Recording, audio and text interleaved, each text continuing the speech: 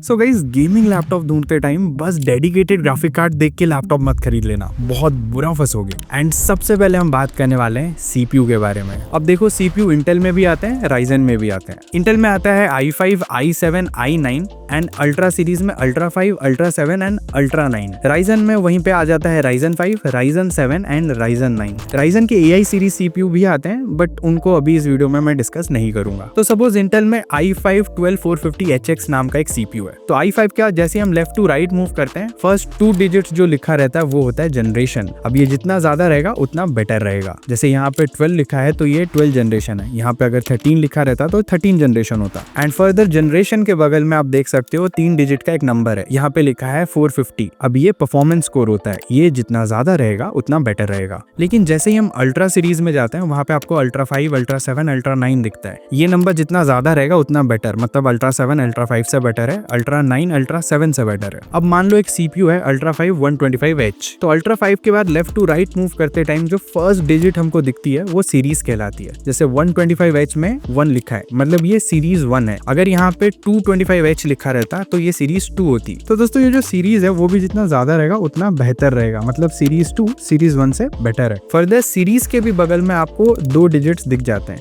जैसे 125 में 25 लिखा है। अब ये अगेन परफॉर्मेंस स्कोर है, ये जितना ज्यादा रहेगा उतना बेहतर। अब दोस्तों, राइजन के सीपीयू में भी मामला ऑलमोस्ट सेम ही रहता है। Like for example Ryzen 5 7535HS अगर हम देखें तो राइजन 5 के बाद लेफ्ट टू राइट मूव करते टाइम जो फर्स्ट डिजिट है वो 7 लिखा है, मतलब ये 7000 सीरीज है। अगर यहाँ 8 लिखा होता तो ये 8000 सीरीज होता, 9 लिखा होता तो 9000 सीरीज। एंड अगेन 7 के बगल में आपको एक 3 डिजिट का नंबर दिख जाता है। अब ये परफॉर्मेंस स्कोर है, ये जितना ज्यादा रहेगा उतना बेहतर। और देखो, लास्ट में सीपीयू के एक अल्फाबेट रहता है, H, HX, HS, और इन तीनों में सबसे टॉप पे होता है HX, उसके बाद आता है H एंड लास्ट में आता है HS। अब दोस्तों सीधा जीपीयू पे आ जाते हैं। एंड मार्केट में आपको एनवीडिया और AMD के डेडिकेटेड ग्राफिक कार्ड दिख जाते हैं, लेकिन हम सिर्फ एनवीडिया वाले ही कंसीडर करने वाले हैं क्योंकि उनमें CUDA कोर्स होते हैं एंड ओवरऑल कंपैरेटिवली ज्यादा ऑप्टिमाइज्ड जीपीयूज हैं ये। अब जो एनवीडिया के जीपीयू होते हैं उनका नाम होता है RTX 2050, 3050, 4050। RTX के साइड में जैसे ही हम लेफ्ट टू राइट मूव करते हैं, जो फर्स्ट 2 डिजिट होता है वो सीरीज कहलाता है। लाइक अगर 2050 है तो 20 सीरीज, 3050 है तो 30 सीरीज, 4050 है तो 40 सीरीज। एंड ये नंबर जितना बढ़ता रहता है उतना बेहतर, मतलब 30 सीरीज 20 सीरीज से बेटर है एंड 40 सीरीज 30 सीरीज से बेटर है। फर्दर इस सीरीज के बगल में आपको और 2 डिजिट देखने के लिए मिल जाते हैं जिनको हम टीयर बोलते हैं। लाइक 4050 में 50, 4060 में 60, 4070 में 70। जब ये टीयर नंबर सेम सीरीज के जीपीयू में बढ़ते हैं तो उनकी परफॉर्मेंस भी बढ़ती है।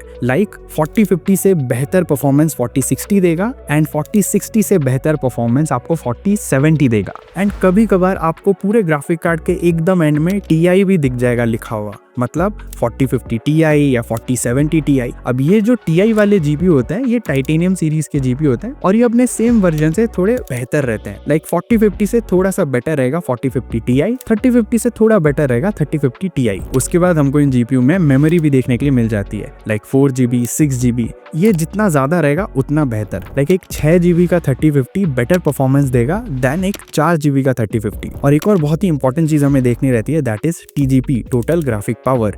अब ये जितना ज्यादा रहेगा उतना बेहतर। लाइक मान लो 2 3050 डेडिकेटेड ग्राफिक कार्ड वाले लैपटॉप्स हैं, एक में आता है 45 वॉट TGP के साथ, दूसरे में आता है 75 वॉट TGP के साथ। तो 75 वॉट TGP वाला 3050 45 वॉट TGP वाले 3050 से बेटर परफॉर्मेंस देगा। लेकिन देयर इज अ कैच, एक चीज याद रखना, जितना ज्यादा TGP बढ़ता है उतनी ज्यादा हीट भी बढ़ती है एंड सेम टाइम उतना ज्यादा बैटरी भी ये कंज्यूम करता है। अब दोस्तों हम सीधा ग्राफिक कार्ड से रैम पे आ जाते हैं। बहुत ही सिंपल सा मामला है, एटलीस्ट DDR4 16GB की रैम लेनी है। और हाँ, अगर DDR5 मिल जाती है देन सोने पे सुहागा, आंख बंद करके लो। मैं तो यही सजेस्ट करूंगा, DDR5 वाला बेस्ट केस सिनेरियो रहेगा। लेकिन अगर नहीं मिलता है DDR5 रैम तो DDR4 रैम ले लेना। अब देखो, रैम्स में डुअल चैनल रैम्स होते हैं, सिंगल चैनल रैम्स होते हैं। मान के चलो डुअल चैनल रैम्स बेटर होते हैं, बट अगर डुअल चैनल रैम नहीं मिलता है तो सिंगल चैनल रैम भी चलेगा। एंड एक और चीज आपको बहुत ज्यादा कंफ्यूज कर सकती है, मान लो 2 रैम्स हैं, दोनों ही DDR5 रैम्स हैं 16GB के, तो दोनों में से किसको चूज किया जाए? देखो, अगर हर चीज सेम है, आपको देखना है मेगाहर्ट्ज कितने हैं। जिसकी मेगाहर्ट्ज ज्यादा रहेगी वो बेटर परफॉर्मेंस निकाल कर देगा आपको। और हाँ, बहुत लोग ये बोलते हैं हम अभी DDR4 वाला लैपटॉप ले लेते हैं, फ्यूचर में इस लैपटॉप में DDR5 डलवा लेंगे। भाई बिल्कुल नहीं सपोर्ट करता है, ऐसा नहीं होता है।